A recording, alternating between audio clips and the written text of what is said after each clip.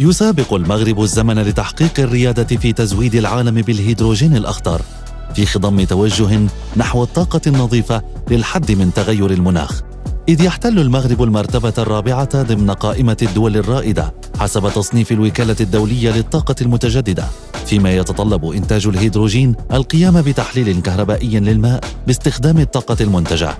يتوفر المغرب على أكثر من 3000 كيلومتر من السواحل البحرية، ويستخلص الهيدروجين الأخضر من تحلية المياه، وهي الطريقة الأقل تكلفة.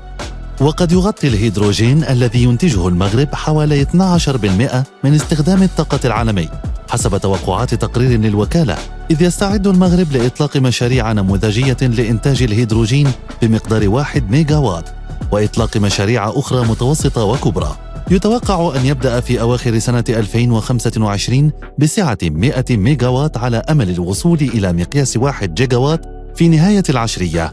أحدث المغرب لجنة خاصة بالهيدروجين لمواكبة استراتيجية تطوير الطاقة المتجددة وتقليص الانبعاثات الغازية للحد من مخاطر تغيرات المناخ، وقد كلفت اللجنة بمهمة تتبع وإنجاز الدراسات الضرورية في مجال تطوير الهيدروجين ودراسة تنزيل وإنجاز خارطة الطريق لإنتاج هذه المادة ومشتقاتها من الطاقة المتجددة، إذ تسعى الخارطة إلى إمداد السوق المحلي بسعة 4 تيراوات وتصدير 10 تيراوات مع حلول عام 2030. فهل ينجح المغرب في تحقيق هذا الطموح؟